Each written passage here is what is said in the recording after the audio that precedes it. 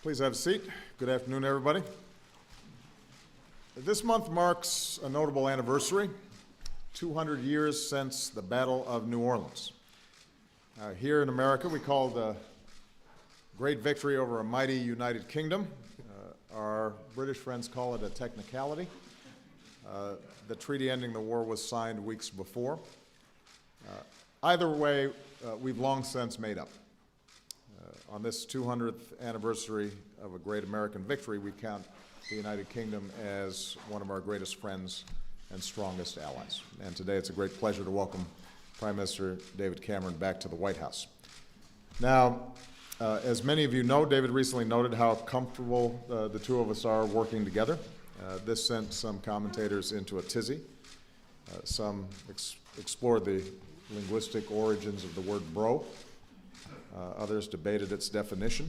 Several analyzed how this term has evolved over time. Some seemed confused and asked, what does Obama mean?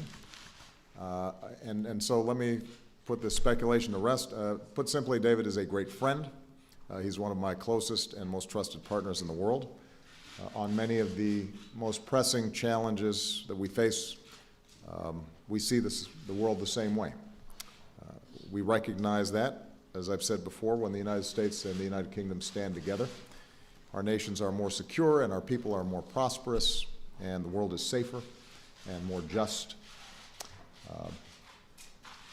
Great Britain is our indispensable partner, and David has been personally an outstanding partner, and I thank you for your friendship. With both of our economies growing and unemployment falling, we used our working dinner last night to discuss how we can help create more jobs for our people. We believe that this needs to be the year when the United States and the European Union make real progress toward the transatlantic trade and investment partnership, and we share the view that boosting demand in Europe can also keep our economies growing. As innovative economies in this information age, we're expanding our collaboration on digital technologies to improve how our governments serve our citizens and businesses. Given the urgent and growing danger of cyber threats, we decided to expand our cooperation on cybersecurity to protect our critical infrastructure, our businesses, and the privacy of our people.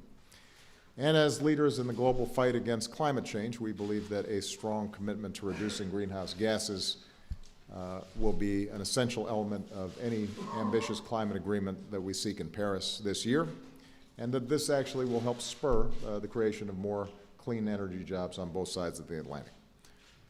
With regard to security, American-British unity is enabling us to meet challenges in Europe and beyond. We agree on the need to maintain strong sanctions against Russia until it ends its aggression in Ukraine, and on the need to support Ukraine as it implements important economic and democratic reforms. We agree that the international community needs to remain united as we seek a comprehensive diplomatic solution to prevent Iran from obtaining a nuclear weapon. And I'd add that additional sanctions on Iran at this time would undermine that international unity and set back our chances for a diplomatic solution. And as the two leading contributors to the global response to Ebola in West Africa, we urge the world to continue stepping up with the resources that are required so that we don't simply stop this disease, we do more to prevent future epidemics.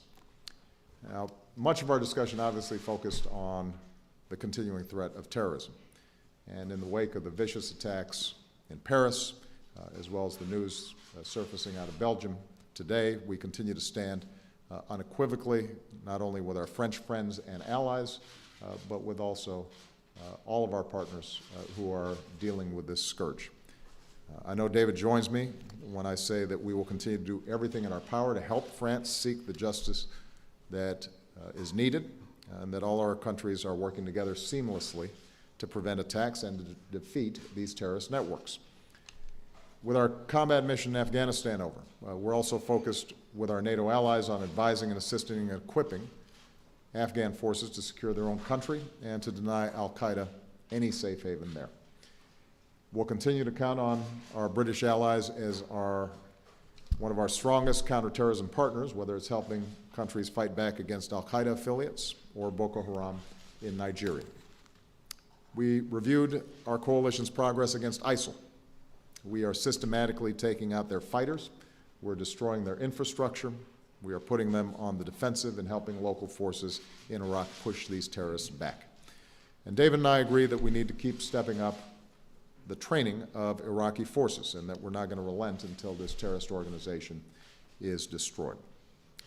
Now, the Paris attacks also underscored again how terrorist groups like al-Qaeda and ISIL are actively trying to inspire and support people within our own countries to engage in terrorism. I led a special session of the United Nations Security Council last fall to rally the world to meet the threat of foreign terrorist fighters, including coming from Syria. David and the United Kingdom continue to be strong partners in this work, including sharing intelligence and strengthening border security.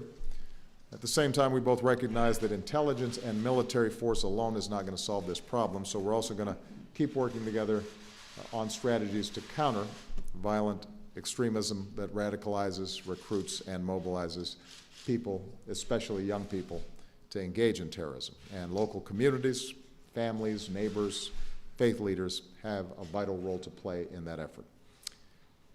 We also look forward to welcoming our British friends to our summit next month on countering violent terrorism, because whether in Europe or in America, a critical weapon against terrorism is our adherence to our freedoms and values at home, including the pluralism and the respect and tolerance that defines us as diverse and democratic societies.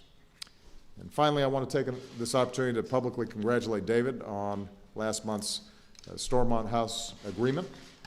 It's a tribute to the courage and determination of everyone involved, especially the leaders of Northern Ireland, as well as the governments of Ireland and the United Kingdom.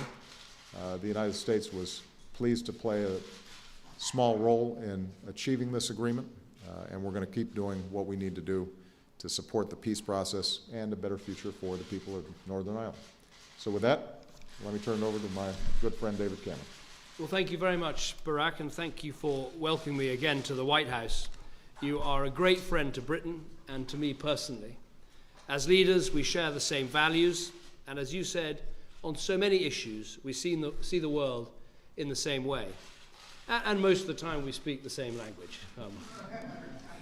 In the last 6 years since you became president, and in the nearly 5 since I've been prime minister, we've faced some big issues on our watch.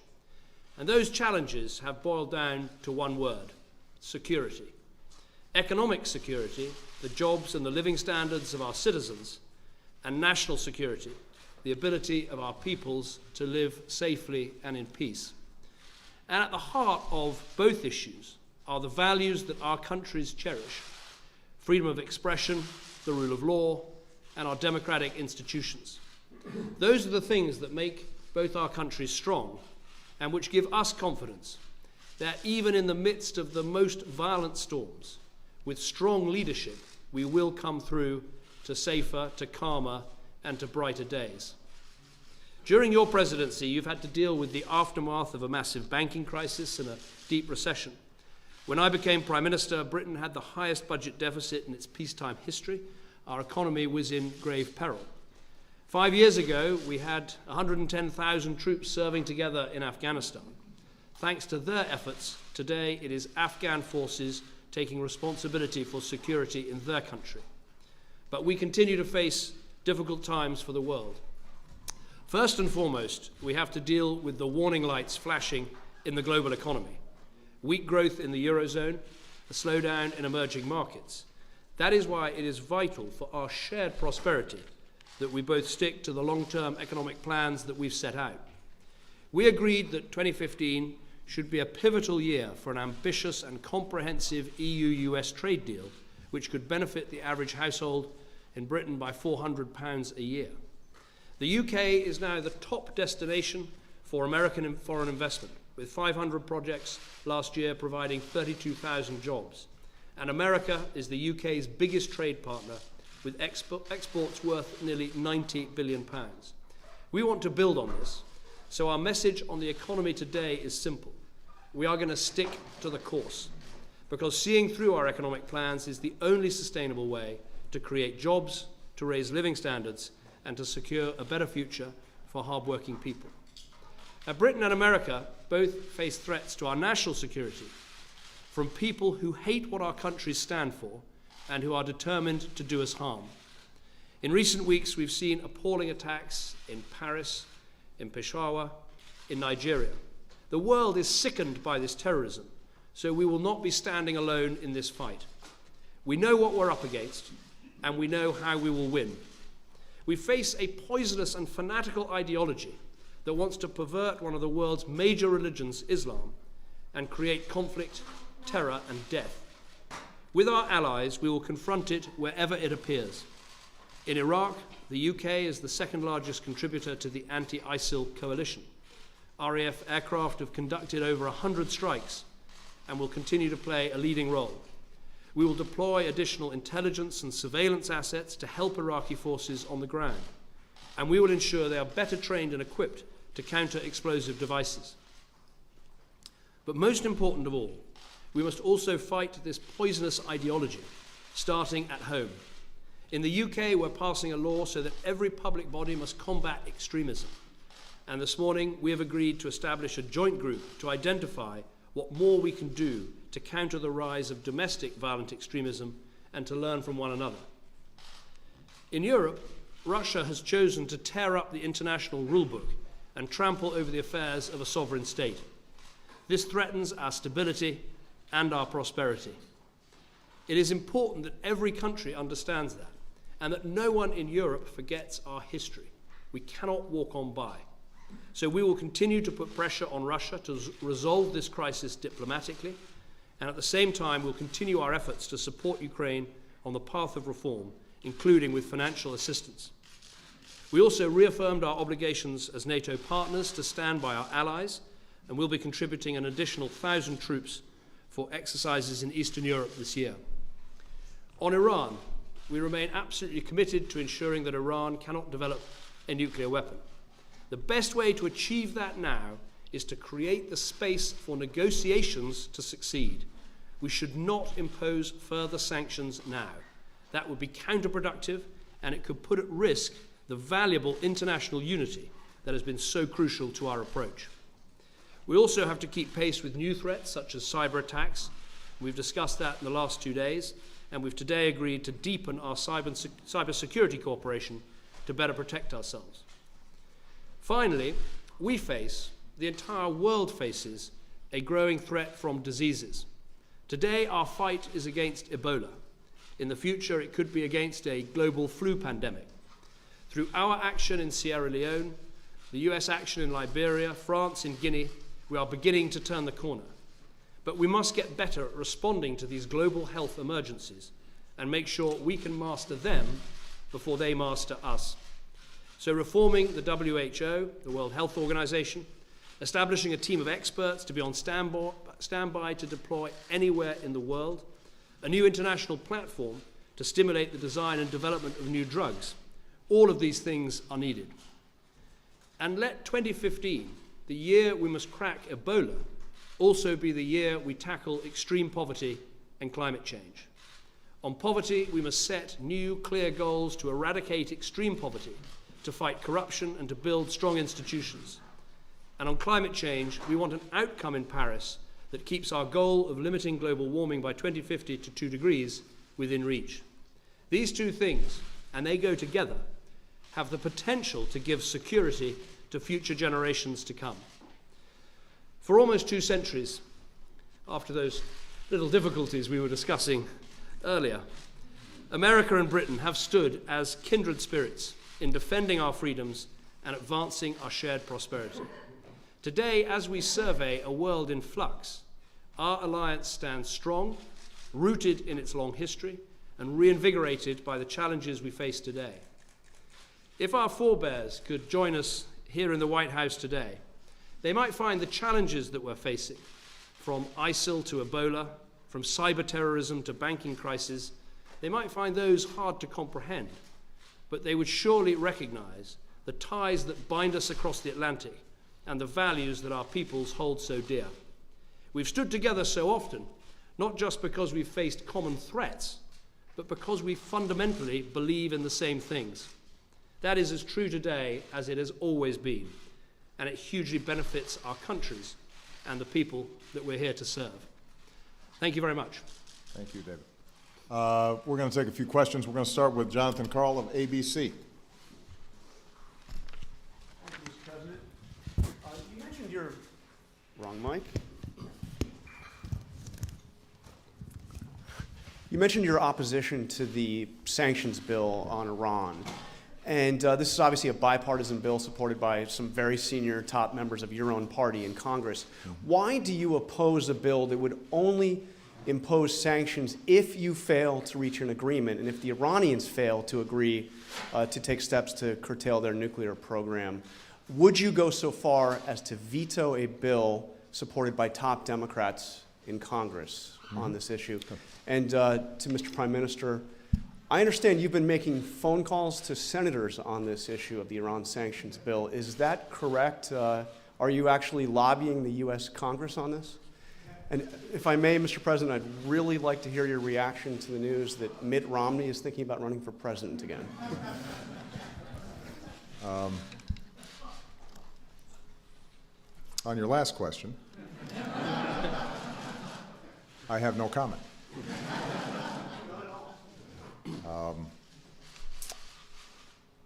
On your first question, when I came into office, I made a commitment that Iran would not obtain a nuclear weapon, that we would do everything we could to prevent that. And that is important for our security and it's important for the world's security. If Iran obtained a nuclear weapon, then it would trigger an arms race in the Middle East, make our job in terms of preventing the proliferation of nuclear materials much more difficult. Given their missile capabilities, it would threaten directly our closest allies, including Israel, and ultimately could threaten us. And so what we did was systematically, with the help of Congress, construct the most forceful, most effective sanctions regime in modern history. And what was remarkable was that when I came into office, the world was divided around this issue, and Iran was united. And through some very strong diplomatic work, we united the world and isolated Iran.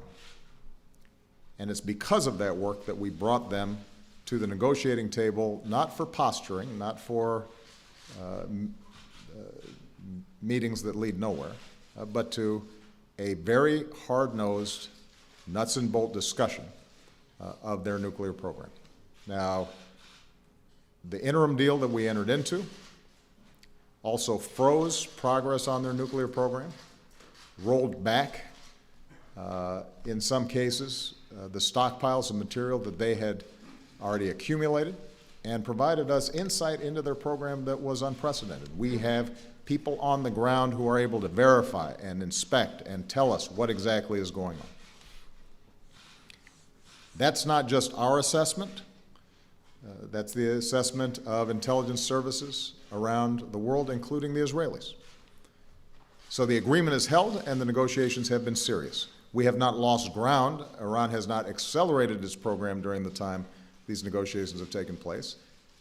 In fact, Iran's program has not only been in abeyance, but we've actually made gains in rolling back some of the stockpiles that they had. Now, we have on the table currently a series of negotiations over the next several months to determine whether or not Iran can get to yes. And what's been remarkable is the unity that we have maintained with the world in isolating Iran and forcing them to negotiate in a serious way. The P5+1s includes not only China, but also includes Russia. And they have continued to cooperate with us in setting forth positions that would give us assurances that Iran was not developing a nuclear weapon. Now, I've always said that the chances that we can actually get a diplomatic deal are probably less than 50-50. Iran is a regime that is deeply suspicious of the West, deeply suspicious of us. In the past, they have surreptitiously and secretly advanced aspects of this program. We have huge differences with them on a whole range of issues. But if, in fact, we still have an opportunity to get a diplomatic deal that provides us verifiable assurances that they are not developing a nuclear weapon, that is the best possible outcome that we can arrive at right now. And the question I had for members of Congress, including those folks in my own party, is why is it that we would have to take actions that might jeopardize the possibility of getting a deal over the next 60 to 90 days? What is it precisely that is going to be accomplished? I can tell you what the risks are, and I think David shares my assessment here. Under the interim deal that brought Iran to the table, we were not supposed to initiate new sanctions. Now, you'll hear arguments that, well, these technically aren't new sanctions, they're simply laws putting in place the possibility of additional sanctions. I assure you that is not how Iran would interpret it or our partners would interpret it. So the likelihood of the entire negotiations collapsing is very high. And if that happens, there is no constraint on Iran at that point going back and doing exactly what it had been doing before they came to the table, developing a heavy water reactor that, once built, is extraordinarily difficult to dismantle and very difficult to hit militarily, going back at underground facilities that are very hard to reach militarily, accelerating advanced centrifuges that shorten the time span in which they can achieve breakout capacity. And they would be able to maintain that the reason that they ended negotiations was because the United States was operating in bad faith and blew up the deal. And there would be some sympathy to that view around the world, which means that the sanctions that we have in place now would potentially fray, because imposing these sanctions are a hardship on a number of countries around the world. They would love to be able to buy Iranian oil. And the reason that they've hung in there, despite it being against their economic interests, is because we have shown that we are credibly trying to solve this problem and avert some sort of military showdown. Now, in that context, there is no good argument for us to try to undermine the negotiations until they've played themselves out. Now, if Iran ends up ultimately not being able to say yes, if they cannot provide us the kind of assurances that would lead myself and David Cameron and others to conclude that they are not obtaining a nuclear weapon, then we're going to have to explore other options, and I will be the first one to come to Congress and say we need to tighten the screws. And by the way, that's not the only options that are going to be available. I've consistently said we leave all options on the table. But Congress should be aware that if this diplomatic solution fails, then the risks and likelihood that this ends up being at some point a military confrontation is heightened. And Congress will have to own that as well. And that will have to be debated by the American people. And we may not be able to rebuild the kind of coalition we need in that context if the world believes that we were not serious about negotiations. So I take this very seriously, and I don't question the good faith of some folks who think this might be helpful, but it's my team that's at the table. We are steeped in this stuff day in, day out. We don't make these judgments blindly. We have been working on this for 5, 6, 7 years. We consult closely with allies like the United Kingdom in making these assessments. And I'm asking Congress to hold off because our negotiators, our partners, those who are most intimately involved in this, assess that it will jeopardize the possibility of resolving providing a diplomatic solution to one of the most difficult and long-lasting national security problems that we've faced in a very long time. And Congress needs to show patience. So with respect to the veto, I said to my Democratic caucus colleagues yesterday that I will veto a bill that comes to my desk. And I will make this argument to the American people as to why I'm doing so. And I respectfully request them to hold off for a few months to see if we have the possibility of solving a big problem without resorting potentially to war. And I think that's worth doing. We'll see how persuasive I am, but if I'm not persuading Congress, I promise you I'm going to be taking my case to the American people on this. I think the big picture is very clear. The sanctions that America and the European Union put in place have had an effect. That has led to pressure. That pressure has led to talks, and those talks at least have a prospect of success. And I would argue with the President, how much better is that than the other potential outcomes? And that is what we should be focusing on. But to answer you very directly, yes, I have contacted a couple of senators this morning, and I may speak to one or two more this afternoon, not in any way as British Prime Minister to tell the American Senate what it should or shouldn't do. That wouldn't be right. But simply to make the point, as a country that stands alongside America in these vital negotiations, that it's the opinion of the United Kingdom that further sanctions or further threat of sanctions at this point won't actually help to bring the talks to a successful conclusion, and they could fracture the international unity that there's been, which has been so valuable in presenting united front to Iran.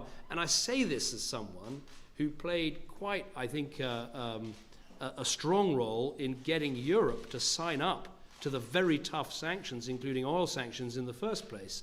And I would just simply make this point, that those sanctions have had an effect. And to those who said, if you do an interim deal, if you even start discussing with the Iranians any of these things, the sanctions will fall apart, the pressure will dissipate, no one will be able to stick at it. That has demonstrably been shown not to be true. So the pressure is still there, and as the President says, if the Iranians say no and there is no deal, then by all means let's sit down and work out what extra sanctions to put in place, because I think we're absolutely united in a simple thought, which is a deal that takes Iran away from a nuclear weapon is better than either Iran having a nuclear weapon or military action to prevent it. In the end, it comes down to that simple choice. And so will I do what I can to help as one of the countries negotiating? Sure I will. I think the way the President put it, I wouldn't disagree with. It's very hard to know what the Iranian thinking is about this. I'm the first British Prime Minister in 35 years, I think, to meet with an Iranian president, and it's very hard to know what their thinking is. But there is a very clear offer there, which is to take Iran away from a nuclear weapon and to conclude an agreement with them which would be mutually beneficial. That's what should happen. I think we've got a question from Nick Robinson at the BBC. Mr. Nick Robinson, BBC News. Prime Minister, with extra security being put in place today for the Jewish community and also for police officers, would people be right to conclude that the threat of an attack on the streets of Britain is now all but imminent? And Mr. President, you've spoken of the threat posed by fighters coming back from Syria. Do you ever worry that this is a legacy of the decision of the United States and the United Kingdom to, in effect, stand on the sidelines during Syria's bloody civil war? And if I may briefly, if you'll forgive me, on the economy, you said you agree. Is he right? Is it time to stick to the plan? Well, first of all, look, we do face a very serious Islamist extremist terrorist threat in Europe, in America, across the world. And we have to be incredibly vigilant in terms of that threat. We've got to strengthen our police and security. We've got to make sure we do everything we can to keep our countries safe. And that involves an incredibly hard, long-term, patient, disciplined approach. There is no single simple thing that needs to be done. It means closing down the ungoverned spaces that the terrorists operate in. It means working against ISIL in Iraq and Syria. It means countering this poisonous, fanatical death cult of a narrative that is perverting the religion of Islam. It means working together with our oldest and best partners so that we share intelligence and security and we try and prevent terrorist atrocities from taking place. It means all of these things, and it is going to be a long, patient and hard struggle. I'm quite convinced we will come through it and we will overcome it, because in the end, the values that we hold to, of freedom, of democracy, of having open and tolerant societies, these are the strongest values there can be. And in the end, we will come through. But like some of the challenges our countries have faced together in the past, it will take great discipline, great patience, great hard work. You asked specifically the question about imminence. We have a system in the United Kingdom where threat levels are set by the Joint Terrorism Assessment Centre. They're not set by politicians. They have judged that the threat we face is severe. That means, in their words, that an attack is highly likely. If ever there is an imminent threat of attack, it goes to the next level up, which is critical. But it's their decision, not mine. My responsibility is to make sure we marshal everything we have as a country in order to defeat this threat. And on the Jewish community, I think it's good that the Metropolitan Police have announced that they will be stepping up patrols. I met with the Jewish Leadership Council earlier this week. We already provide, through their security organisation, the Community Security Trust, we already provide government money to help protect Jewish schools. But I think we have to recognise, in fighting terrorism, as we found in Britain before, you cannot simply rely on policing and security. This is a job for everyone. This is a role that we're all going to have to play in the vigilance and in making sure that we keep our communities safe. With respect to Syria and the connection to foreign fighters, there is no doubt that in the chaos and the vacuum that's been created in big chunks of Syria, that's given an opportunity for foreign fighters to both come in and come back out.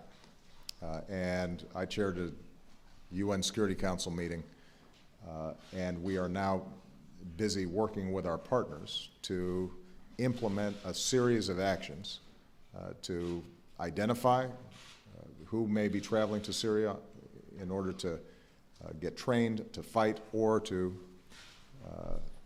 hatch plots that would be activated upon return to their home countries.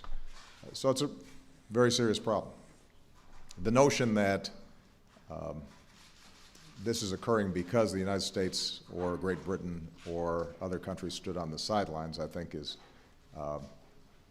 first of all, mischaracterizes our position. We haven't been standing on the sidelines. It's true we did not invade Syria.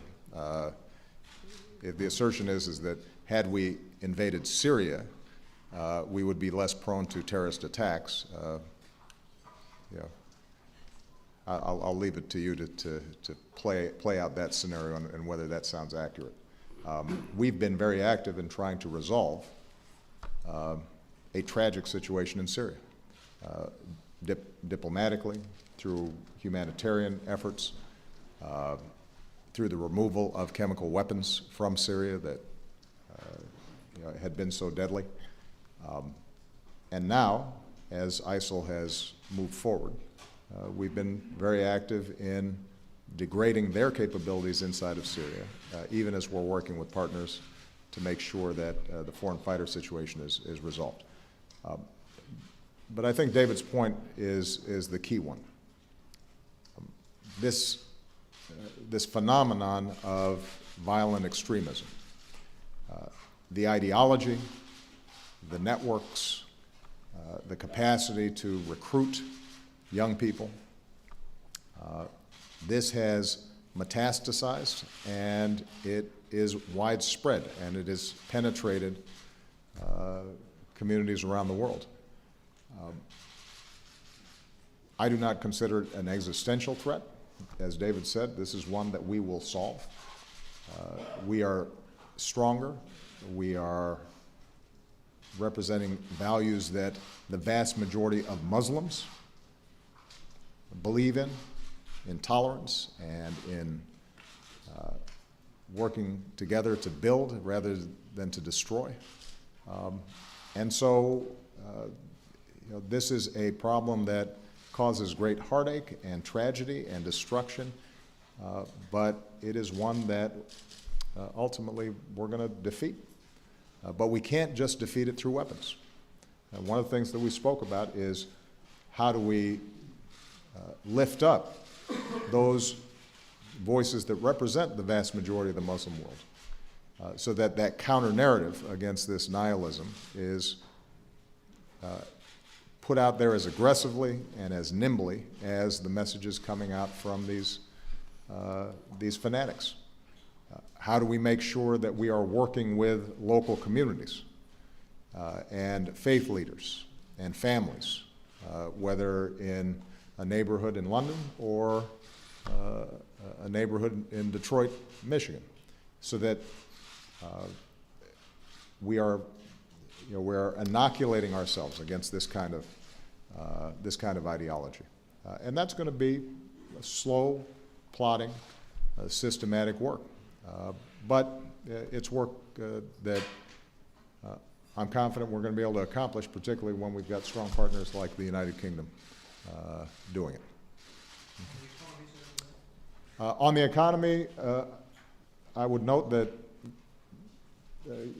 Great Britain and the United States are two economies that are standing out at a time when a lot of other countries are having problems. So we must be doing something right. Major Garrett.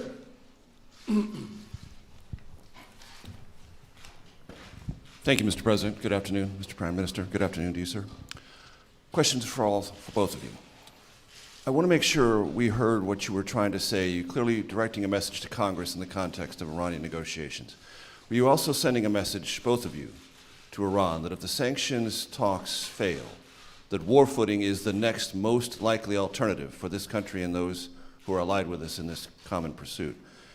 And atrocities in Paris, raids and threats either in Belgium and Netherlands, I'd like to ask you both, do you believe Europe is at a turning point now in its recognition of what its threats are and its own mobilization in terms of new laws, security footing, larger budgets?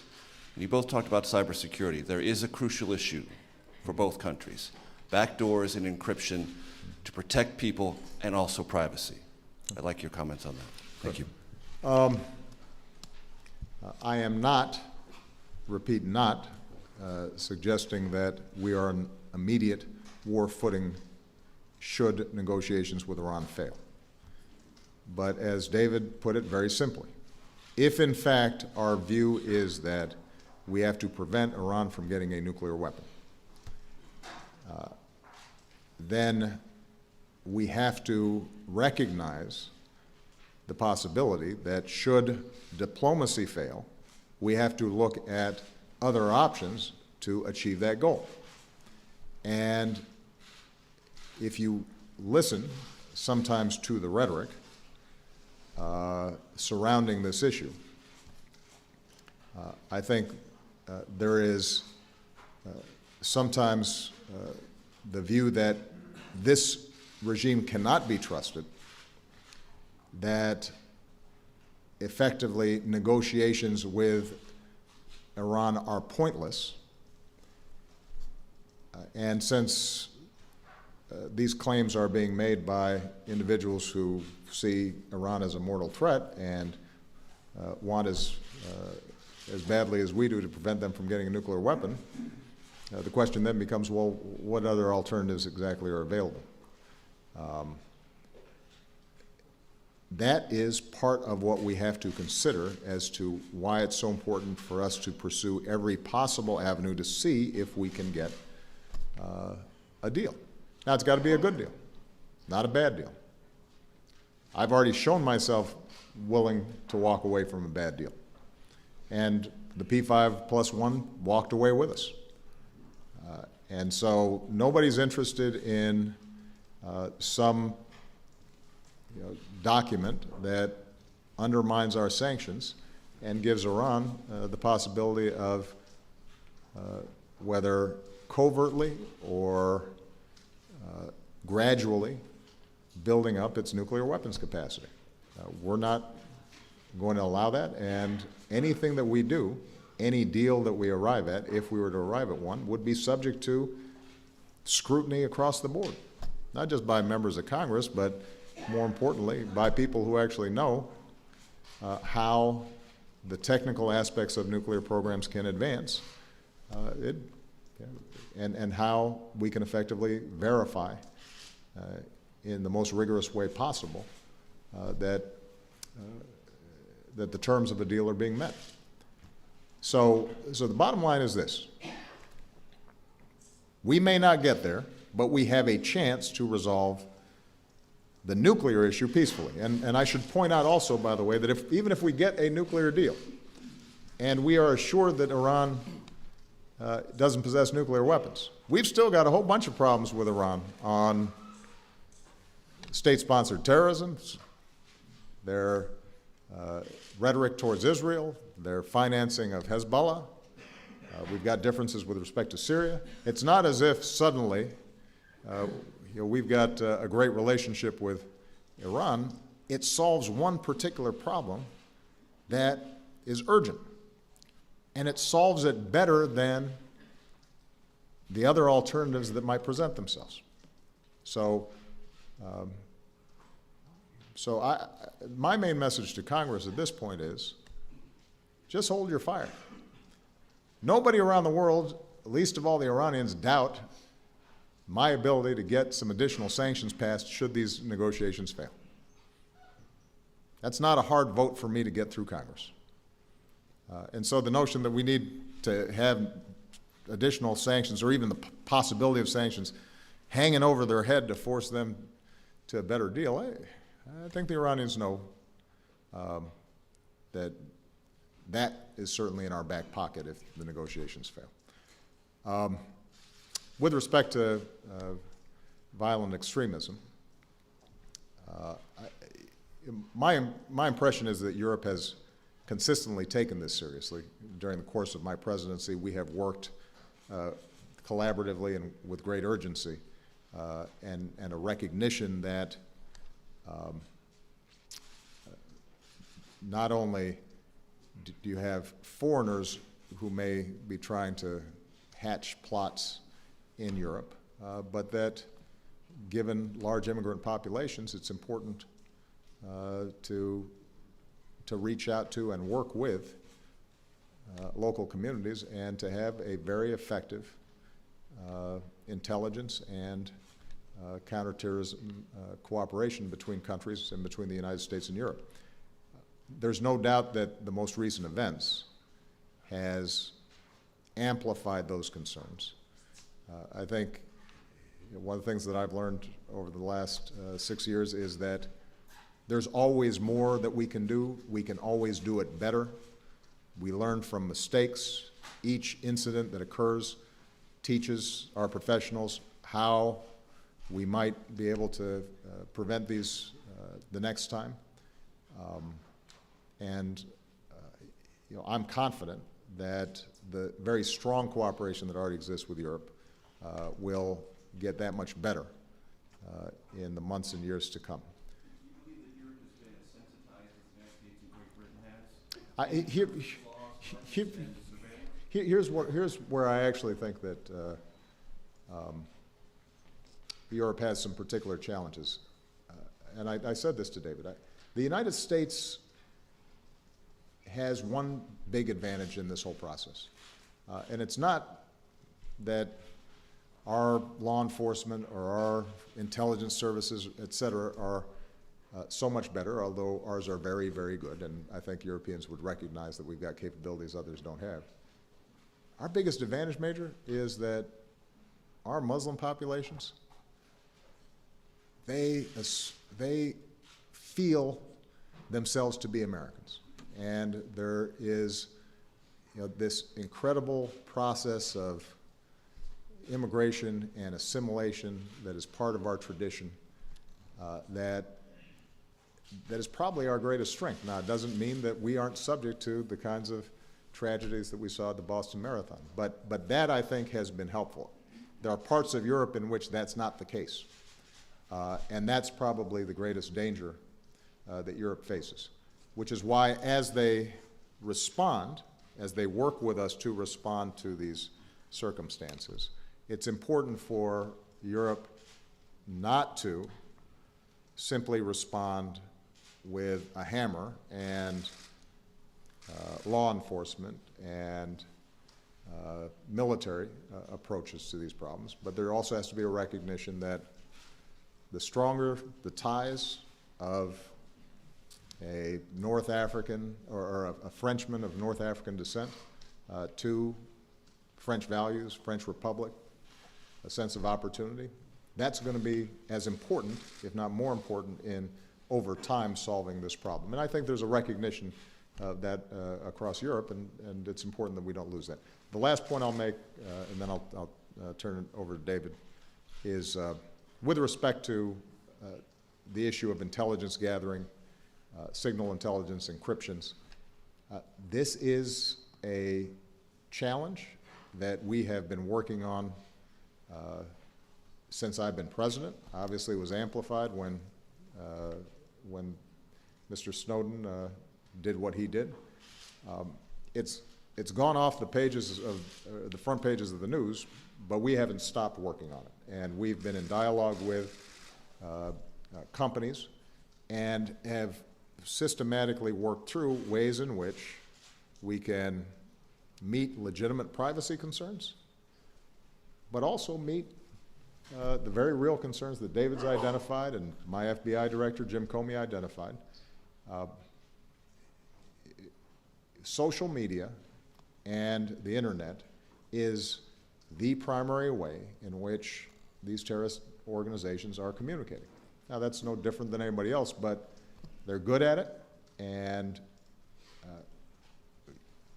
when we have the ability to track that in a way that is legal, conforms with due process, rule of law, and presents oversight, then that's a capability that we have to preserve. And the biggest damage that was done as a consequence of the Snowden disclosures was, I think, in some cases, a complete undermining of trust. Some would say that was justified. I would argue that that although there are some legitimate concerns there, overall the United States government and, from what I've seen, the British government have operated in a scrupulous and lawful way to try to balance these security and privacy concerns. And we can do better, and that's what we're doing. But we're still going to have to find ways to make sure that if an al-Qaeda affiliate is operating in Great Britain or in the United States, that we can try to prevent real tragedy. And I think the companies want to see that as well. They're patriots. They have families that they want to see protected. We just have to work through, in many cases, what are technical issues. So it's not so much that there's a difference in intent, but how to square the circle on these issues is difficult. And we're working with partners like Great Britain and the United Kingdom, but we're also going to be in dialogue with the companies to try to make that work. On the Iranian issue, I won't add much to what the President said. I'd just make this point that I don't think you can characterize it as if there's a deal, then the pressure is off Iran, and if there isn't a deal, new pressure has to be applied to Iran. I mean, even if there is a deal, the key to that deal will be transparency and verification and making sure that this country isn't developing a nuclear weapon, and that will mean repeated pressure even after a deal is done. I think it's very important, and I would absolutely back up what Barak says about recognizing that in so many other ways we have some major disagreements with what the Iranians have been doing. I mean, Britain has suffered particularly from the appalling way that our embassy and our staff were treated in that country. So, you know, we approach this with a huge amount of skepticism and concern, but the goal of an Iran without a nuclear weapon makes these talks worthwhile. On the issue, your question, is this a turning point for Europe in terms of terrorism? I would argue that we turned some time ago. maybe Britain in particular because of the appalling attacks that took place in 2005, but there have been attacks elsewhere in Europe. I mean, since I've been Prime Minister, there's probably been at least one major plot every year of quite a significant nature that we have managed to intercept, stop, and prevent. So the awareness of the scale of the challenge we face is absolutely there across government, across Parliament, across the different political parties in the police and intelligence services. I think there is an opportunity for countries in Europe who perhaps up to now have been less affected to work with them and make sure that we share knowledge and skills, because when you say, the turning point is making sure your legislation is up to date, making sure your police and security services have the capabilities they need, making sure you've got programs that can channel extremists away and de-radicalize them, making sure that you're better integrating your communities. It means doing all of those things. I very much agree with what Barack says about the importance of building strong and integrated societies. I made a speech about this at Munich a couple of years ago, saying that it had been a mistake in the past when some countries had treated different groups and different religious groups as sort of separate blocks rather than trying to build a strong common home together. That is what we should be doing, and that is what our policy is directed to. And of course, you need to have, as I believe we are, a multiracial, multi-ethnic society of huge opportunity, wherein one generation or two generations you can come to our country and you can be in the cabinet, you can serve at the highest level in the armed forces, you can sit on the bench as a judge. I've got in my cabinet someone just like that, who's, who in 2 generations his family's gone from arriving in Britain to sitting. That's vitally important, as is combating unemployment, combating poverty. But here's, I think, the really determining point. You can have, tragically, people who have had all the advantages of integration, who've had all the economic opportunities that our countries can offer, who still get seduced by this poisonous, radical death cult of a narrative. We've seen in recent weeks people who've gone to fight in Syria and who may threaten us here back at home, who've had every opportunity and every advantage in life in terms of integration. So let's never lose sight of the real enemy here, which is the poisonous narrative that's perverting Islam. That is what we have to focus on, recognizing that, of course, we help ourselves in this struggle if we create societies of genuine opportunity, if we create genuine integration between our communities. But let's never lose sight of the real heart of the matter. As for the issue on the techniques necessary for our intelligence services to help keep us safe, all I would say, and the President and I had a good discussion about this earlier, I don't think either of us are trying to enunciate some new doctrine. The doctrine that I approach this, what? Well, I'm sorry to disappoint you, but I take a very simple approach to this, which is, ever since we've been sending letters to each other or making telephone calls to each other or mobile phone calls to each other or indeed contacting each other on the internet, it has been possible in both our countries, in extremis, in my country by a signed warrant by the Home Secretary, to potentially listen to a call between 2 terrorists to stop them in their activity. In your country, a judicial process. We've had our own. We're not asking for back doors. We believe in very clear front doors through legal processes that should help to keep our country safe. And my only argument is that as technology develops, as the world moves on, we should try to avoid the safe havens that could otherwise be created for terrorists to talk to each other. That's the goal that I think is so important, because I'm in no doubt, as having been Prime Minister for 4.5 years, having seen how our intelligence services work, I know that some of these plots that get prevented, the lives that get saved, there is a very real connection between that and the capabilities that our intelligence services within the law use to defend our people. I think final question is from Robert Moore from ITN. Thank you. Yes, Robert Moore with the British network ITV News. Prime Minister, it's clear there is a sort of security alert underway at the moment around the Jewish community in Britain. Can I just be clear, is that based on specific intelligence? Should people be concerned about doing their daily activities this weekend? And do you regard a terrorist attack on British soil as almost inevitable? Mr. President, you say there is a dialogue underway with the big American tech companies, but do you share the Prime Minister's view that the current threat environment is so severe that there does need to be a swing of the pendulum a little bit, maybe from from privacy towards counter-terrorism, and that this area of private encrypted communications is a very dangerous one, potentially, in terms of facilitating dialogue between terrorist groups. On the issue of the threat that we face, as I said, the level has been set at severe. That is set by an independent expert organisation, so people can have full confidence that these things are never done for any other motives than literally to look at the evidence that is there about terrorist threats and to set the level accordingly. When the level, as it is at the moment, is set at severe, that means that the authorities believe an attack is highly likely. If we believed it was imminent, then you would move to the next level, which is critical. We clearly do face a very real threat in our country. I mean, in recent months, as I was discussing with the President, we've had a number of potential attacks averted, for instance, on British police officers. That is the threat picture. It's regularly reviewed, regularly updated, but it shouldn't be moved unless there is real evidence to do so.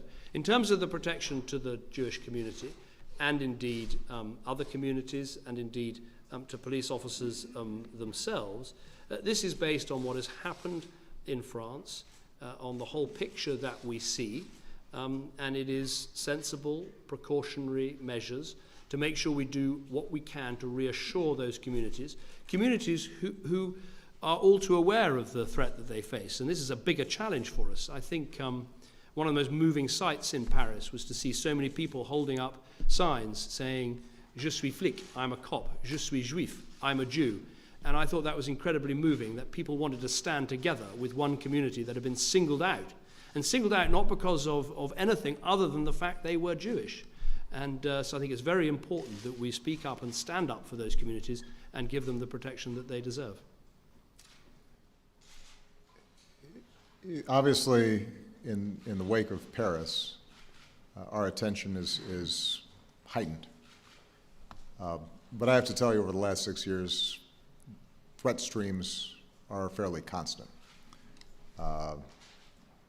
David deals with them every day. I deal with them every day. Our CT, our counterterrorism professionals, deal with them every day.